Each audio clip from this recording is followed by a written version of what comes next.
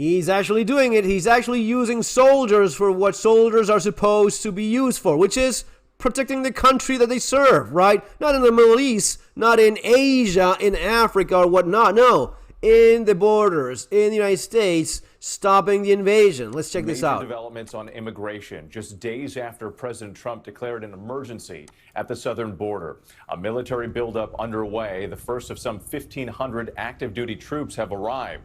Marines from Camp Pendleton arriving with heavy equipment and Osprey aircraft. And for the first time, military planes are making deportation flights. This C-17 at Fort Bliss, Texas. Migrants in restraint seen boarding a flight to Guatemala. A new image from inside another flight. Little thing to point out, I see lots of men. I see lots of young men. I don't see any children. I don't see any women. I will just assume, and I say this, I'm assuming that most of these are people that they had an eye on. There's maybe a woman over there, but mostly these, I will assume there's a lot of these people that they had in their lists for immediate deportation based on criminal activity beyond being illegally in the country, which is also a crime in itself. Let's not forget that. But you also have people that have been long-time career criminals committing horrible crimes while being illegal. And these people are probably the first one to be deported, and they will go from there. But yeah, that's one of the things I see Taking off here. from Tucson, Arizona. Meantime, the administration saying that arrests are ramping up. More than 500 undocumented migrants arrested in multiple cities over the last 24 hours. And tonight, the president's new border czar, Tom Homan, saying this is only the beginning. Yeah. ABC's chief global affairs correspondent, Martha Raddatz, leads us off tonight. Tonight, for the first time, U.S. military aircraft flying undocumented migrants out of the country as President Donald Trump launches his deportation campaign. The White House releasing these pictures, dozens of migrants in chains boarding C-17 aircraft. The flights landing in Guatemala carrying roughly 160 people, men and women. Deportation's going very well. Today, the Trump administration's new border czar, Tom Homan, telling me it's only the beginning. Is that going to be a constant commitment from the U.S. military every single day to take deportees out? Yes. What is it that this woman expects the military to be used for? What would you want to use the military for? What? Bomb some shit show country and somewhere else that doesn't even matter and you should not even be there in the first place? That's what you want to use the military for? Or use the military to protect the actual country that the military is supposed to serve? I don't know why this is even a question. This as the military buildup on the border escalates.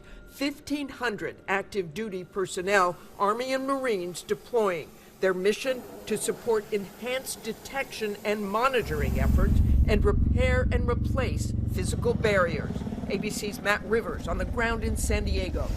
So right now these Marines are offloading concertina wire. They're going to bring it right down to the border to reinforce it. It's clearly meant to be a deterrent against future migration, and these kinds of supply flights. Guys, I know that most folks watching this, it's my audience is like 90% American, and you don't know much about other countries. Poland, for example, they just solve it. They just throw a bunch of lines of barbed wire and shoot people that are crossing over from Russia and whatnot, and that's it. That's the way in which you stop it like this. It is not that difficult to stop illegal immigration if you actually want to stop them, right? And there's always going to be a few that sneak in or overstay visas. There's always going to be some. But this madness for so many years of having waves of invaders, that is just doesn't make any sense. You have the largest military in the world and you cannot stop. This is something that pretty much any country that wants to stop people from crossing over does. Yeah, you have barbed wire, you have troops, you have guns. You stop people from crossing illegally and that's it. It is insane that this was like some impossible task for so many years. We might see a lot more of them over the coming months. Far from the border, ICE raids and arrests in cities across the country in the days since the president was sworn in, some of them likely long planned, but a clear sign of what's to come. Boston, New York, and Newark, New Jersey. Newark's mayor saying agents raided a small business without a warrant, detaining American citizens in the process. People were fingerprinted. pictures of their IDs and face were taken there. When I got this information, I was appalled. The Trump administration releasing numbers showing 538 arrests over the past 24 hours. The White House saying they're initially targeting undocumented immigrants who have committed violent crimes. Right. But Homan acknowledges not everyone swept up in the raids fits that profile. And he has a stark warning to anyone who's in the country illegally. So is this what we will see every single day, ending in what the president lady. Millions and millions being deported? Yes, but you can see the numbers steadily increase, the number of arrests nationwide as we open up the aperture. Right now it's concentrating public safety threats, national security threats. That's a smaller population. So after you do that, then you go after everybody who is there illegally. If you're in the country illegally, you're on the table, because it's not okay to violate laws of this country. So if you're in the country illegally, you got a problem. And that's why I'm hoping those who are in the country illegally who have not been ordered removed by the federal judge should leave. Right. Homan was very... this is the bad man. This is the man that is evil. Oh, what a bastard. He wants criminals to not commit crimes. That's the point. Again, for those that don't know me, I've been an immigrant more than once.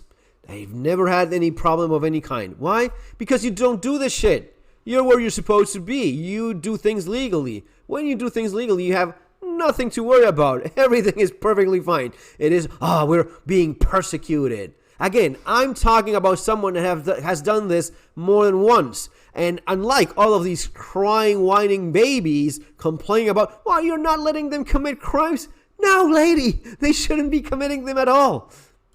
Clear that those committing violent crimes will be deported first. And acknowledges that the show of force, these strong warnings to all undocumented immigrants, are meant to send a message that they should self-deport, since it would take a very... Not self-deport. Go back to your country. You're there illegally. You shouldn't have done that in the first place. Spare everyone the trouble of actually having to arrest your ass and deport you and leave. I'm sure there's some kind of thing that they could offer, like in terms of paying the ticket or getting you on one of the military planes. Honestly, I get it. If there's a lot of people that have been there illegally for a long time and they don't have the money, right? And you have the flight taken care of, okay.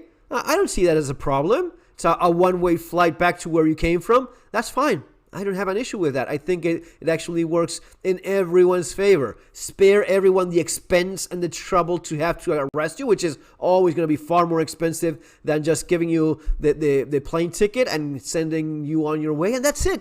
That's all there is. This is how it's working right now in countries like Germany, in many of these Nordic countries, where they realize that the amount of people that was coming in and was not becoming part of the society, it just doesn't work. So yeah, they're being deported. That's how it works.